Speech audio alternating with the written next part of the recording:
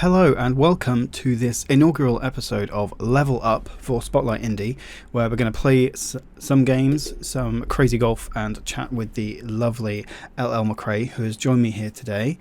And I'm very grateful she's put up with the technical difficulties so far, which we have saved you from. But yeah, welcome LL MacRae to Spotlight Indie and our Level Up show.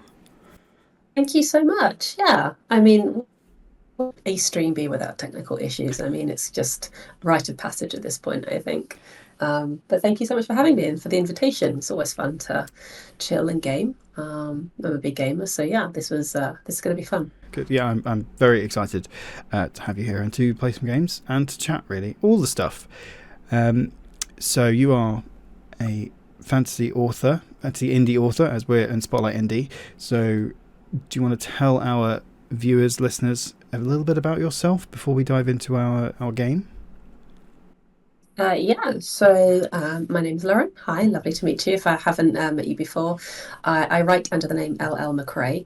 I have, I think at last count, 17 books out, which is, a lot. But I think most people know me mostly from my current epic fantasy trilogy, which is the creatively named Dragon Spirits trilogy.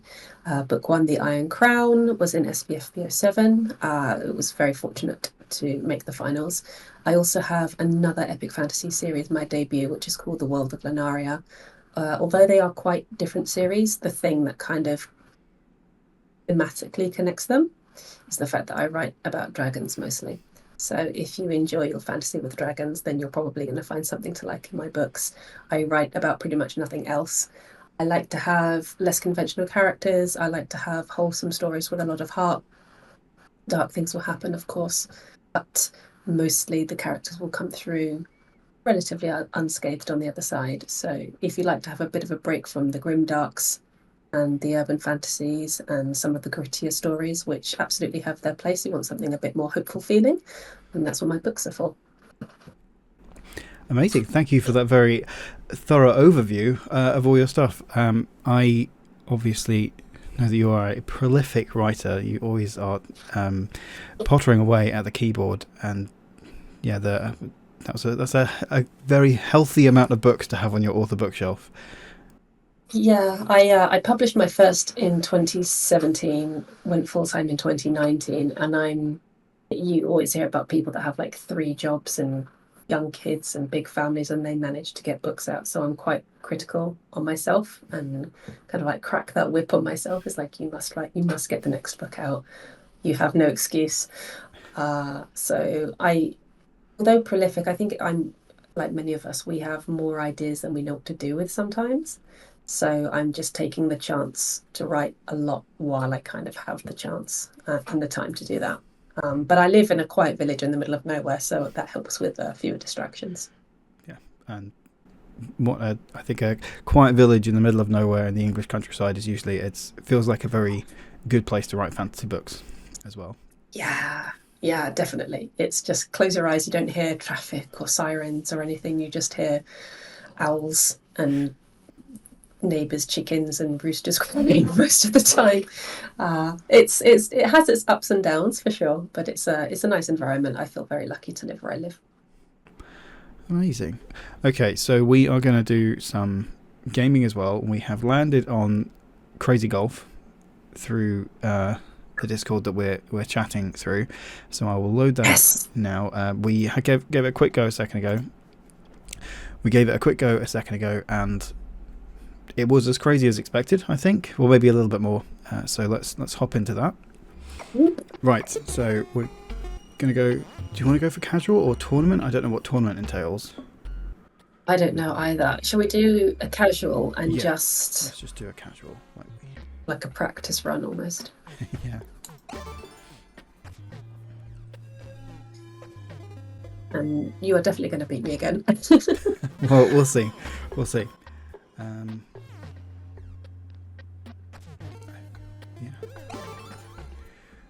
So you mentioned that you are a gamer. Have you found that games have influenced your writing, your stories at all? Definitely. Um, I my first console was a Sega. I think it was a Master System, um, and I remember staying up until the wee hours trying to, because you couldn't save in those days. Yeah. You couldn't, uh, you know, stop midway through. You had to get all the way through to the end. And I think from that point I was hooked. And then as I got older, I was drawn to more story-driven games. With a stronger narrative. The Final Fantasy series in particular was a huge inspiration for me.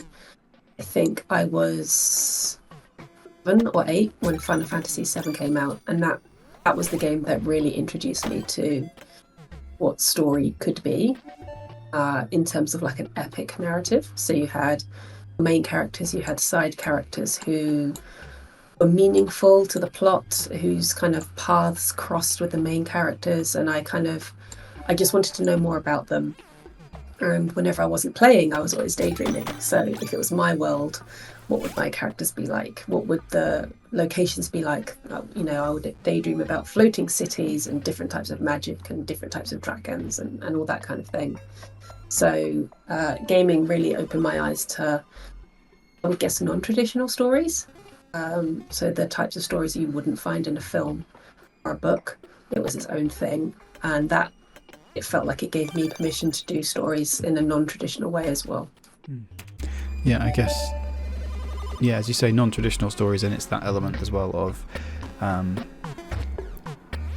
being able to influence the story. Maybe that, kind of finding out that actually it doesn't have to go.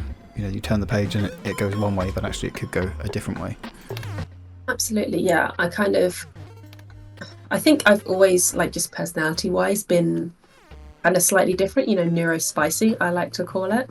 So it felt for a lot of my childhood that I thought in a slightly different way to a lot of the people around me. So I think I was naturally drawn to stories that did things a little bit differently, because whatever the mold was of story that was kind of being thrust in our TVs and our cinemas, I never quite gelled with. And then taking a video game approach where you have a completely different medium, so a different way of telling a story. And I was like, I get this. I connect with this. And, when you read a book and you connect with the characters, it's a really lovely feeling. This is what I want to kind of recreate when it came to my own. Because I daydreamed all the time, so I was always chipping away at some story or other in my head anyway. Quite nice to be able to have the permission, I guess, to do stories in that different way. Yeah, I think that's really, really important actually. And I feel like I certainly had, like a light bulb moment of realizing that I had permission to do this kind of stuff. So that's interesting that you use that word. You have 20 seconds left, by the way. Oh my goodness! You're gonna lose. I thought it was waiting for you. Oh no, I'm gonna lose that one. Oh no. I've got two involved in the interview portion of this evening. Oh yeah, so it's my strategy, isn't it? Distract you with story. Yeah. Lose the too interesting, I guess. That's what your strategy is going to be. Oh no, I feel like I'm gonna. Oh, I got just kicked to the next one. That's okay. Right, I'm not gonna ask any questions now. I'm just gonna play the game. It's getting competitive very quick. Yeah. Well, and you immediately. Okay, right. Well, your strategy: win the hole quickly, and then you can ask. Exactly. Now I can pause and have a chat. So obviously you mentioned Final Fantasy there, and I think you've done a bit of streaming with that a while ago, because I was looking through your Twitch channel. Is that still one of your sort of most played games at the moment? Is that well, I mean, if you're unfamiliar with the series, there are so many mainline titles.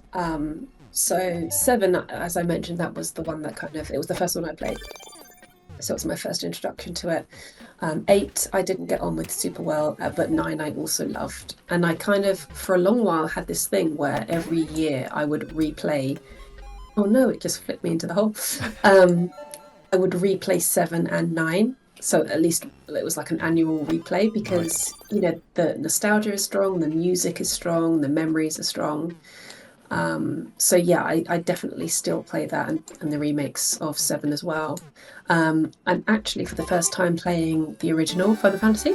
So I've never played. Oh, I won! Yay! But that's literally because you didn't do like one Well, hole. your strategy of being too interesting was one that paid off. Yeah, I was. If you'd have done that hole, you would have beaten me. So I'm counting my lucky stars. But yeah, no, I think Final Fantasy has a really cool. Because every game in the series, unless it's a direct sequel, is a completely different world, completely different set of characters, completely different magic system, combat system. Like it's a fresh start. There are, some thematic similarities. Hmm. Like there's always a character called Sid. There's always a weapon of this type. There's always, the mascot characters, the Moogles, Chocobos are always there. But it's basically like a fresh slate every time.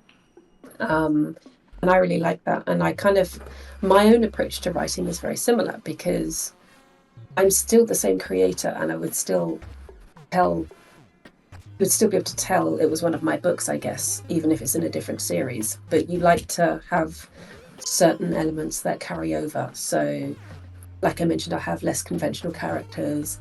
I'll have, dragons of some form or another.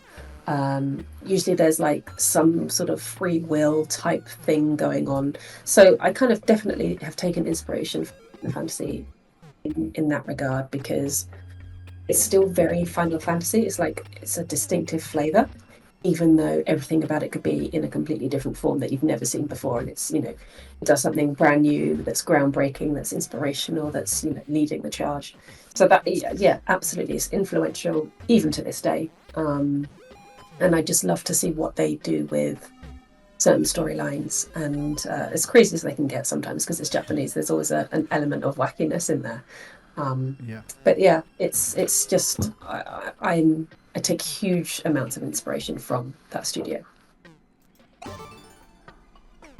And just as you touched on, obviously, that's a Japanese game studio.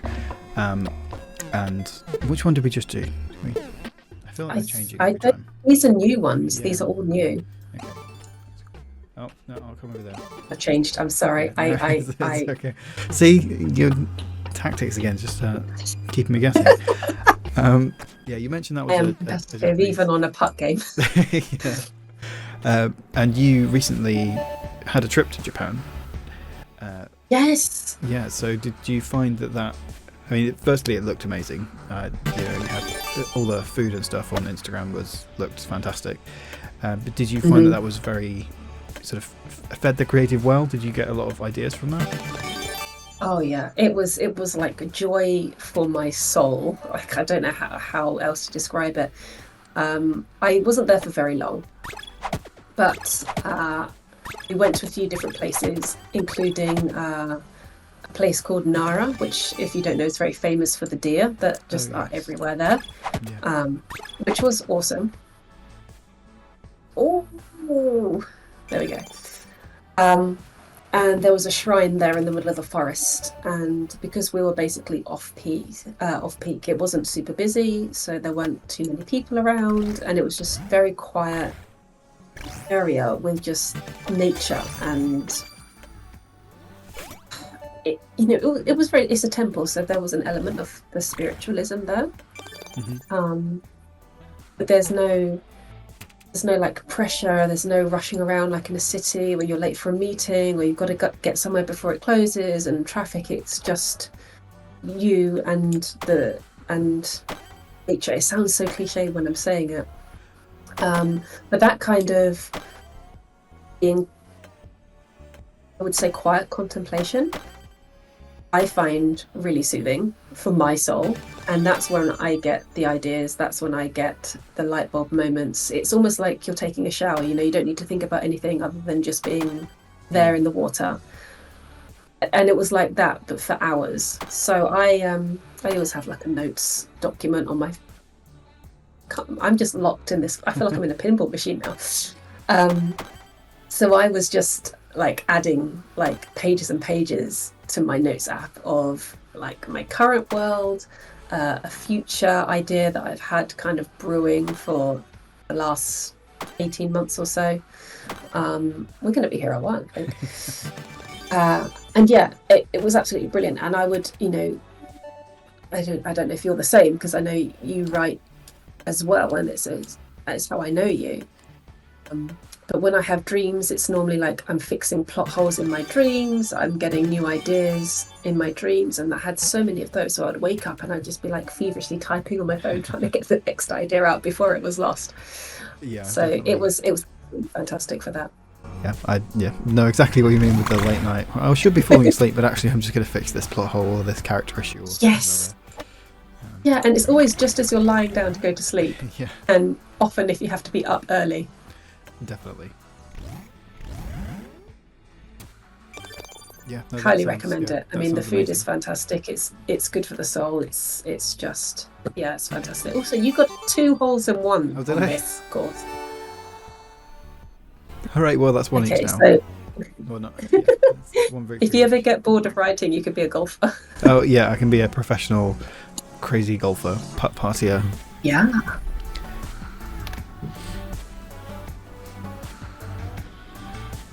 Okay. Yeah. Casual still, or do you want to go for a tournament? Oh, yeah, should we go for a tournament? Let's go for a tournament. Why not? Let's see what happens. What's going to happen is we're going to get holes in one all the time. Oh, how many courses do you want to do? I think 3 is fine. Oh, yeah, cool. Yeah, no, I was thinking of holes, but holes and courses are two different words. Yeah, you can tell I'm an excellent writer. That's what we have our proofreaders for. Yeah, exactly.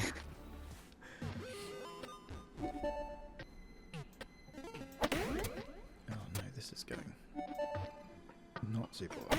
I can't even see where we're supposed to go. Oh, it's down there. Right. Yes.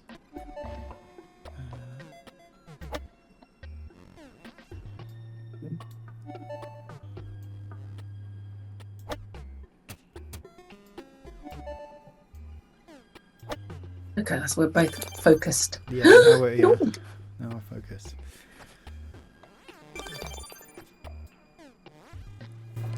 So as this is Indie Spotlight and we are gaming, do you have any favourite indie games? I know you were saying that you're mostly a PlayStation gamer for the moment, so and I am not. So I am, a PC gamer, so I'm not 100% sure what the indie situation is like on the PlayStation. Oh, no, that's a really good question. There's you get a lot of games by small studios. So I don't know if it's considered indie or not, if it's not like a AAA game. Yeah. I was looking at kind of doing some googling for indie co-op games that we might be able to play, which I didn't really find any of anyway. But yeah, the definition of indie seems to be pretty broad. So yeah, let's just say it doesn't count as a AAA is, and it's difficult for games as well, I guess, because you need a team. Absolutely, yeah. So you definitely get small creative studios and people that are trying to do something different, just like we do with our books. I think a lot of the what we would consider indie developers, they like to go for horror games quite a lot. I don't know why. I'm a big chicken. I'm a coward. I get nightmares just from seeing the trailer of a horror film. So a lot of them I've not played, or I'm aware of them in the sense of it's like a number that you save on your phone, so you know not to answer when they call you. Yeah. So I have certain titles and certain studios like locked away, so I know to avoid them. Yeah. I liked playing. There was a quite recent actually a game called, I think it's Gris, Gris. Oh, yeah. Absolutely beautiful. I actually played it while I was away in Japan because 14-hour flight, Yes. don't have a lot to do. Gaming works. Gris was fantastic. There is no dialogue, there's no spoken dialogue, there are no tutorials or instructions telling you what to do, but it's a beautiful story of, I would say, like grief and loss of a daughter who's lost her mother, and she loses her voice, which when she sings, she has powers. So the loss of her voice is the loss of the power. And you walk through this beauty. It's like a watercolor painting come to life. Congratulations, Alex. Thank you. It was 3 holes, it felt like. No, there were more than that. I guess they were just connected. Oh, yeah. This I is was the only first. one behind you. I'm very. Oh wow! Look how close that was. I'm getting Yeah, only better. on the last one as well. Yeah. I'm gonna So have to yeah, start again. it's like a watercolor painting. As you explore grief, you bring color back to the world. You get her powers back slowly, and that was absolutely stunning. And a similar game, which is also by a small studio, is a game called Spiritfarer, which Hmm. again you play a non-vocal protagonist. There's a theme that I'm sensing here, Yeah. and you basically become the next Spiritfarer. So as Charon would ferry the spirits of I from the see. living Yeah. world to the world of the dead, you do that. But not every spirit is ready. So you are with them during their final days. You try to make them comfortable and happy. You have a boat that you can build. You can build each of them little homes. And by talking to them, you understand what they would like, so that you might have one character who likes to bake, you might have one character that likes art or knitting. So you would furnish their homes with these little tributes to their life and who they are. And then when they're finally ready to pass over, then you take them on the final voyage, which is it's very emotional. I cried several Yeah. times. That sounds. Yeah. Like it could Um, definitely hit hard. it's amazing, and it's on all platforms as well. So whether you're a PlayStation game, a Switch game, a PC, you'll be able to find it. But I love those kind of games. It's still a story, but it's I say non-conventional quite a lot because I do get bored of the traditional stereotypical hero's journey. You know, a farm boy learns he's special. Yeah. His dad will die. He'll find a mentor, and that's kind of it. Um, I prefer stories where you have the quieter characters that take center stage, who become special by their actions and their thoughts, rather than, oh, you're the last of this bloodline Yes. through Yeah. coincidence. So I'm definitely drawn to stories that have protagonists like that, that have in-depth world building, the lore that's so immersive, and it just does something a little bit different. And that, you know, like you said, that's why we like our indie authors, we like indie game studios, because those are the ones who take those risks, that do things a little bit different. Oh my gosh, I got two holes You in got two one. I holes in didn't once. even Yeah. I was realize. gonna. Wanted to point that out. Um, yeah. Absolutely. As you say. Yeah. With the like the Gris being sort of watercolor. Yeah. They don't have to be these Yes, just sort of Call of Duty style graphics. They can take those risks and make it a bit more of a curated and stylized experience. absolutely. Because the point of these games is the story. Everything else is just kind of window dressing. And I feel like a lot of people expect the high fidelity graphics, Yeah. the ultra responsiveness, all of those kind of gameplay aspects for it to be a good game. Yay, I won! Well done. Well, um, I'm not surprised. Two holes in one. Yay.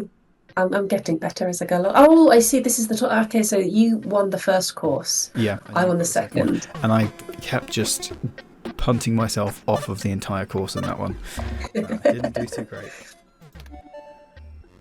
It's nice to have different approaches to story. That's what we try to do as indies, I think. And when we find our readership who like what we're doing, who get what we're doing, there's no better feeling.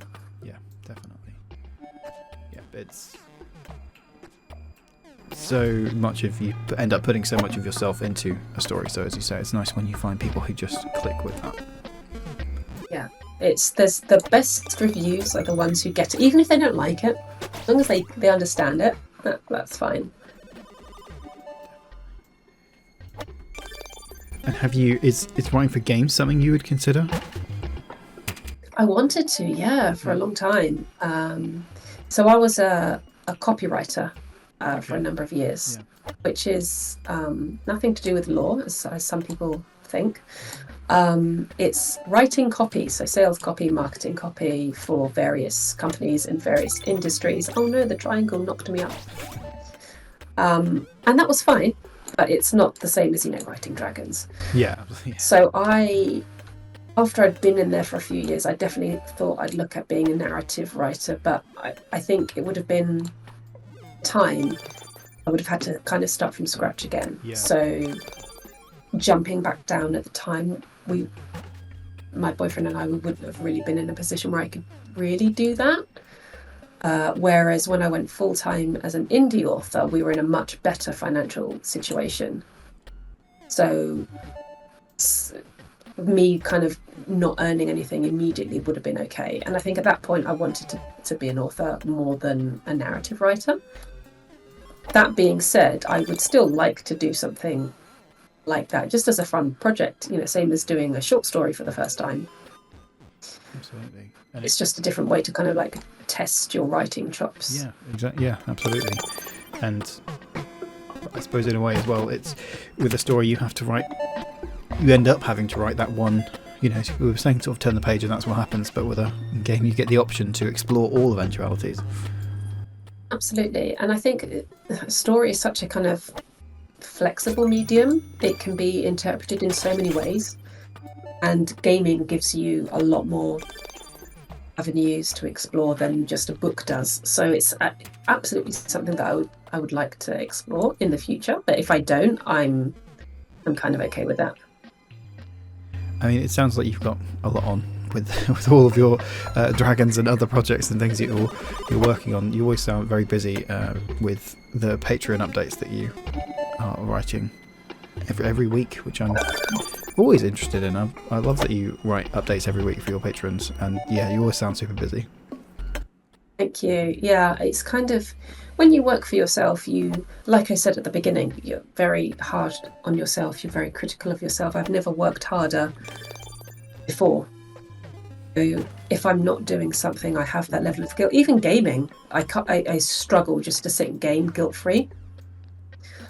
So I've kind of overcompensated, I guess, and that's not necessarily healthy. But I'm trying to get better at that. So I tend to say yes to everything. I tend to I tend to sign myself up to all of the extra things, and if I just want to have a day where I'm just vegging on, even a Sunday, I'm like, I must be up at 7, the same as every other day. I must do something. I must tick off everything on my to-do list. So I think it's self-inflicted busyness a lot of the time. Running through there, saying, "Oh, there you go, first place." Well done. What did you win? I'm not sure. I'll have to come up with a prize next time. Yeah. More of your dinosaur stickers. Yeah, that's it. Yeah, dinosaur stickers. There you go. Which let's touch on dinosaurs for a minute. Because you went to Universal Studios when you were in Japan. Yeah. You put it all on Instagram. I'm not just trying to be too stalkerish about it, because it looked the parade. Did they have like a parade of Jurassic World or something? It looked. Yeah, so they have like different sections dedicated to different IPs. So they had a whole Jurassic Park section where you actually went through the gates as you would see them in the film, which was mind-blowing. And they had like restaurants and little food stalls and things. And I don't know how often, 3, 4, 5 times a day, they would do a little, I think they called it a dinosaur meet and greet. So in Japan, they go hard on their entertainment. So I'm sure they were people in dinosaur suits, but I swear to God, I thought it was like they were real, or they were like full animatronic puppets that were walking around and moving. They had different dinosaurs come out at different times. So I saw baby Triceratops and an adult. There was a Velociraptor. They had a Stegosaurus come out. And it was just fantastic. I felt like I was a 3-year-old toddler in that moment, because I was there. They were real. They had park rangers or zookeepers that were telling us about the dinosaurs and telling us to keep back and making sure the raptor didn't start attacking anyone. And it was really cool. If you're a fan of dinosaurs or Jurassic Park, it's just, yeah, it's amazing. Well worth it. I mean, I'm absolutely sold by that. It sounds fantastic. So, do you have a favourite dinosaur? My favourite dinosaur is Stegosaurus, but it's very close because my second favourite is Ankylosaurus, and they often alternate depending on what mood I'm in. But I think Stego is my favorite. It was the first dinosaur figurine I had as a kid, and I think that that's where the love came from. I like that. What about you? I like that your two favourites are kind of, they both got like a dangerous thing at the end of the tail. Yeah, that's complete coincidence. Yeah, I mean, for me, it's similar to you. It oscillates depending on what sort of mood I'm in. I do like an Allosaurus. I do like Parasaurolophus as well. Yes. Yeah, I can't decide. You can't make me decide. The thing is, I tend to prefer the herbivores over the carnivores for some reason. I just think because they're just so much more varied in their design, in their their body types and how their evolutionary design. I appear to be stuck. I'm not sure if you can see. You're glitching. I think I might just have to wait this one out. I'm not sure if I've got any special things to use. I don't think I can redirect my my bulb until I stop moving. Oh no. Oh dear. Oh dear, I think we might have to turn it off and on again. I don't know in how 51 seconds I'll be kicked to the next hole in the course, so I'm okay with that. So you've always got dragons in your work, so would you consider writing a dinosaur into your book, or are they similar enough that you kind of get everything you need to from dragons? So I know that dinosaurs are real, or were, but dragons are like the cooler version of dinosaurs. I've never really considered it. Perhaps I should do some sort of prehistoric setting where you have dinosaurs and dragons sharing space. That would be really interesting. That reminds me of, there's a film I've seen, I don't know if you have, or if you've heard of it, called Reign of Fire. Oh, I think I've heard of it. I might have watched it years and years and years ago, but yeah. Yeah, it's quite old now. It's almost an indie film because it's definitely not made by one of the big studios. But it's essentially the apocalypse but with dragons. And it basically in the law states that dragons burned the dinosaurs to dust. And then they went into like hibernation, and now they've woken up again when there's people around, and now there's people and dragons sharing space, and it's really, really cool. You've got a very young Matthew McConaughey, a very young is it Christian Bale? Yeah. So it's a really interesting sort of what would happen if people lived in the same space as these massive titanic creatures. This is terrifyingly difficult. There's a lot of teleportation going on here. There is a lot of teleportation. Okay, right. I'm going to go really gently so I don't glitch out again. Yeah. Well, I think this one is less skill and more luck. Yeah, that's definitely what I'm going with. It was luck that got me falling constantly. Not my lack of skill. I think I always want to have dragons of some form in my writing, and each series or universe has to be different. So the dragons you see in Lunaria are very different to the dragons you see in the Dragon Spirit series, are very different to the dragons that will be in my next series. So I try to do the twist on that just to keep them fresh, rather than just the same thing over and over, because I think even for me that would get boring. Well, yeah, and it's nice to be able to investigate those different angles for it. So do you have a very Absolutely. Strong feelings on like the dragon wyvern debate and what constitutes a dragon? My strong feelings on that debate is people have too many strong feelings on this debate. Just they don't exist. Just why are you trying to argue this? If you think it's a dragon, it's a dragon. Like, if you want to call it a wyvern, call it a wyvern. If you think wyverns are not dragons, then I think you need more stress in your life, because I don't have the energy to put into a debate like that. Oh, I won, even with my constant Even with your falling. glitch. Well done. I think it was being generous on me there. So yeah, I feel like there's other things to worry about in life. Don't sweat the small stuff. Yeah. Don't sweat the wyverns. Don't sweat the wyverns. Absolutely not. I prefer, like, if visually dragons with four legs. I think that was my poster image of a dragon from when I was very young. And the first time I ever saw a dragon without the front legs, I thought it looked weird. But then they can still be really cool. I mean, look at Game of Thrones and House of the Dragon. Yeah. So it's just, if it flies and it has scales or feathers and it has some sort of breath, then I think it counts as a dragon. I don't think it needs anything else than that. Okay, that's good. So that for you, if you're including a dragon and everything you write, that's a pretty wide remit of what constitutes a dragon. Absolutely. And plus, the in-game characters, book characters, will say dragon, so there is no ambiguity.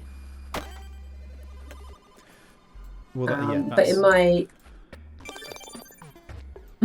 that seems like the categorical. If the characters call it a dragon, then it's a dragon. Yeah, if that's what the in-world label is, for sure. I like I mentioned, I have an idea for my next series that's been sort of rattling around in my head for 18 months or so. That will have dragons, of course, but I'm going to go with a few different species of dragon, which I've not done before. So I'm really curious to see how that's going to pan out. It sounds good in my plan, but we'll see if it actually works. That sounds like a nice way to stretch the. I was going to say, not the idea's legs, but maybe to stretch the dragon's wings and really explore it as much as you can. We need more draconic puns. Yeah. Do you have a favourite representation of dragons apart from your own in media? What? Oh, yeah. Well, I mean, I have several favourites, like dinosaurs. The thing is, it's what's the point of the dragon is what you have to ask yourself. What is it bringing to the story that it's in?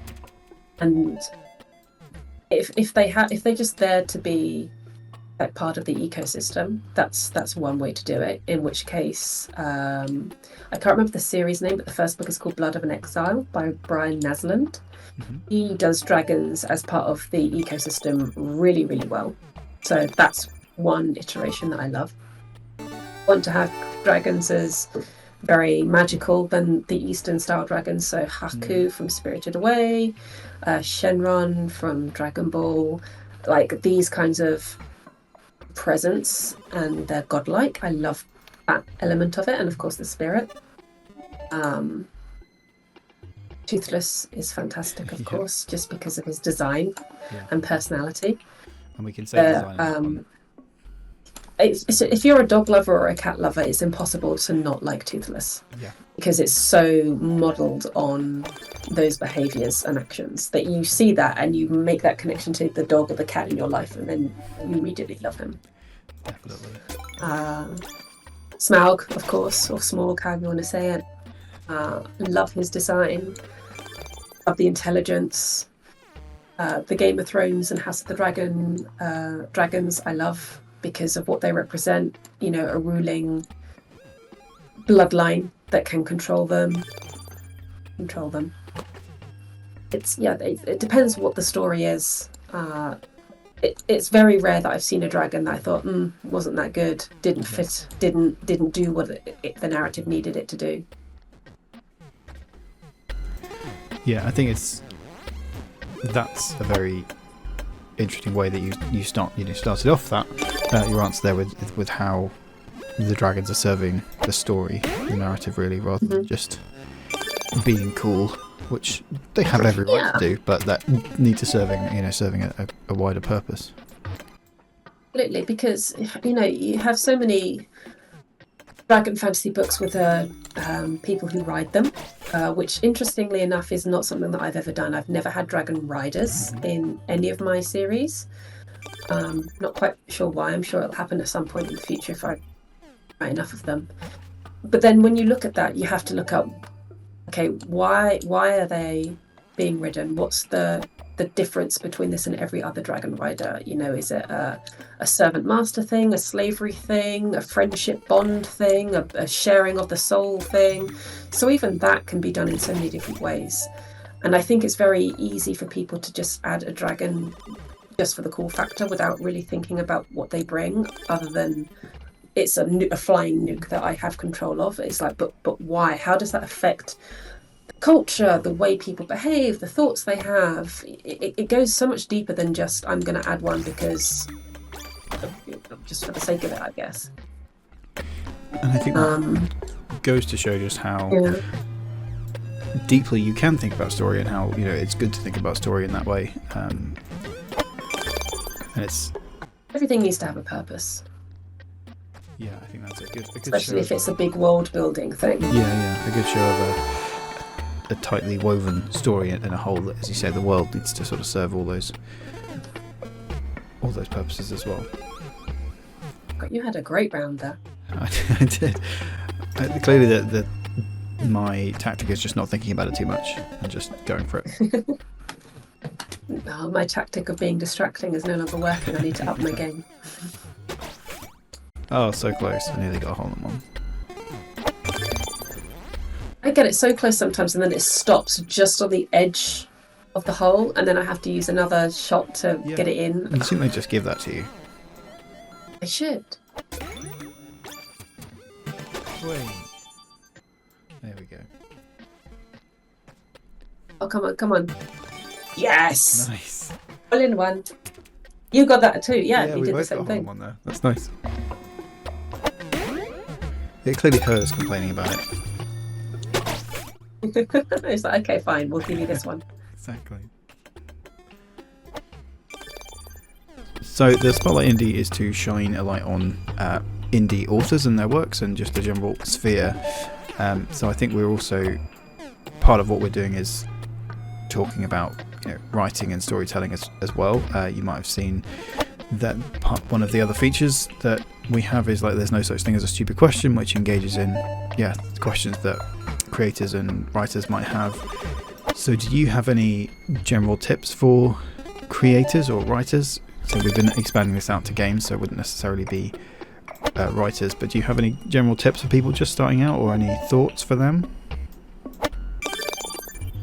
It's a big question. Yeah, it is a big question. There are, like, you can have big answers, or you can have kind of like into the nitty-gritty kind of answers. I think it's a case of don't sweat the small stuff. Writing is supposed to be fun, really. That's kind of why we do it. And if it stops being fun, then something's gone wrong somewhere. Don't force it. I think all writers can go through a phase where ideas aren't working, the words aren't clicking, and sometimes you just have to stop and let things go. So by not sweating the small stuff, you can more easily do that without kind of, oh no, I'm a fake writer and it's not worthwhile, and those kinds of negative thoughts that can spiral very easily. For creative people like us, I think we're more prone to it. I definitely can feel that. I get a lot of those myself. So and it's cyclical. You'll have days where you are really proud of what you've done and you can't wait to share it with somebody, and then you have other days where you question why you write at all. And just kind of understanding that there are phases you're going to go through. I don't think they'll ever stop, and just kind of being okay with that helps. I'm sure even like people like Sanderson get that too. Yeah, and I think it's really important that you say that, like you say there, about it. It's supposed to be fun. It's supposed to be, you're creating something for people to enjoy, so you should be really, hopefully, enjoying the process of creating it as well. Yeah, absolutely. It's not easy. I'm not saying it should be a walk in the park and you should never hit obstacles ever. But I think just having an understanding that they will come, even when you think you're having a good time of it, they will still come, sometimes completely out of the blue. I think if they don't come, then maybe you're more egotistical, which is, it's okay, I guess. But for most of us, we always have doubts about our writing, and that's okay. Just being kind of okay with it, pushing through regardless. First drafts just have to exist. They don't need to be perfect. Yeah, definitely. Everything can be edited and polished and tweaked, but none of that can happen if you don't get the thing written in the first place, which is what will happen if you are so worried about it or feel so bad about it that you don't get anything written. Absolutely, as you say, everything can be polished, and it's easy to forget that I think it can be important to think of other mediums as well, like you wouldn't expect. Sometimes I have to remind myself that I wouldn't expect the level of perfectionism or perfection that I expect of my first draft, like from anybody else doing anything else.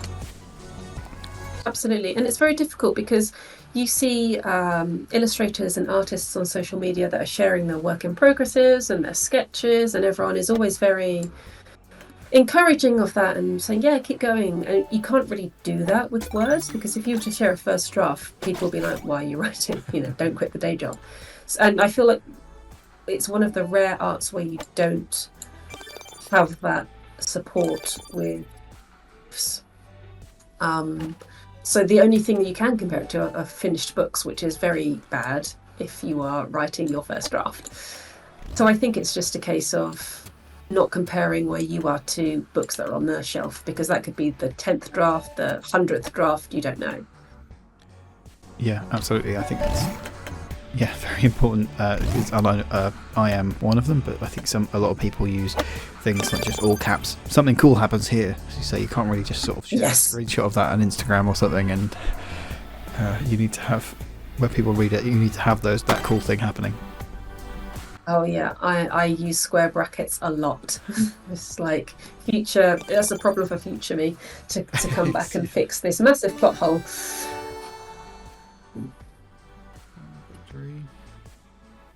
Nice. Okay, last course. You're doing so well at this.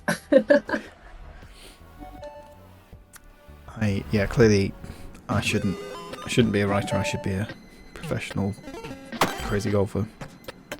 There you go. You found a new calling. My parents, I'm sure, will be so proud. Well, I mean, you have professional golfers. I wonder if you have like professional crazy golfers.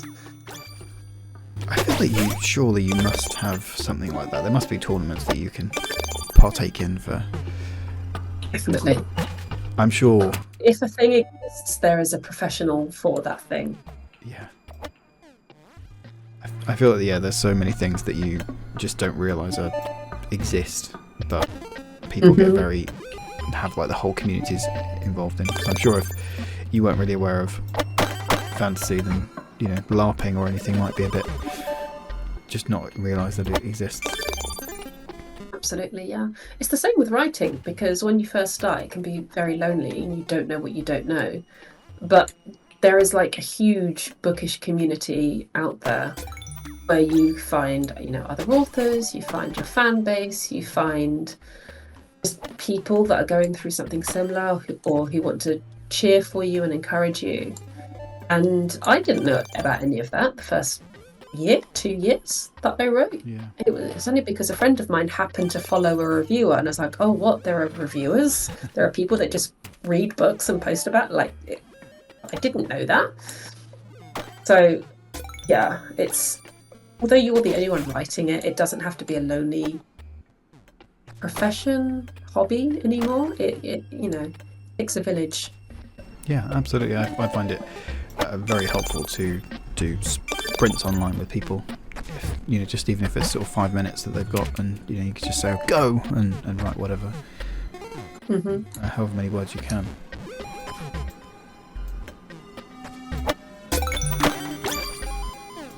I think in the pre-COVID times, when I tried to do National Novel Writing Month, there was a local meetup group, and we just got sort of lunch in a nice pub near Oxford, and just a couple of hours, just a group of us strangers never met before just turned up and wrote, and that was really cool. So I guess post-COVID nobody does that anymore, but we have digital meetups and hangouts these days, which is a nice second option.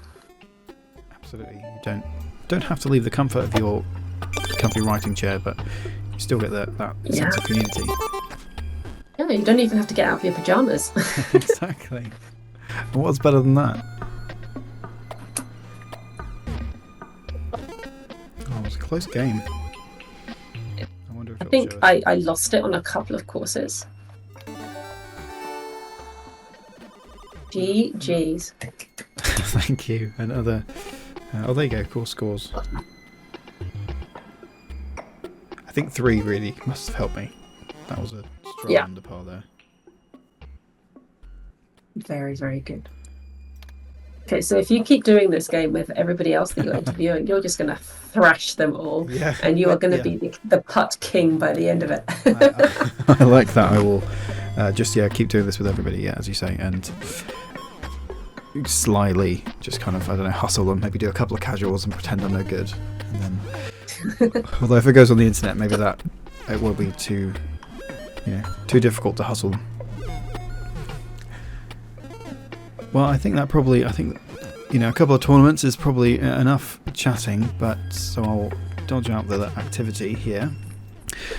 Lovely. Well, thank you so much for joining me for some crazy internet golf and for a lovely chat. It's been very interesting to hear about your process and influences and your thoughts on dragons and dinosaurs, obviously.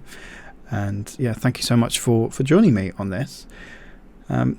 For anybody who might not know already, where can people find you should they want to connect, which obviously they should? No, thank you. It was a lot of fun. I am on a few social medias. I'm on Instagram, I'm on Blue Sky, and I am still on Twitter, or X now as it's called. I do also have a Goodreads account, which you can follow me if you want to keep track of the books that I read and the books that I write. I have a newsletter as well, which goes out on the last Friday of the month. So if you want to keep up to date with my upcoming books, sales, where I share other authors' books that I've read or I think that you might enjoy, then signing up to that is a good idea. You can find links to everything on my website, which is just llmacrae.com, all one word. And I have a Patreon too, if you are so inclined. Lovely. Lots of places to connect, which I very much encourage you all to do so. Thank you very much for joining me, Lauren, and hopefully we will see you on the Interspace at some point. So thank you very much. No, thank you. It's been a blast.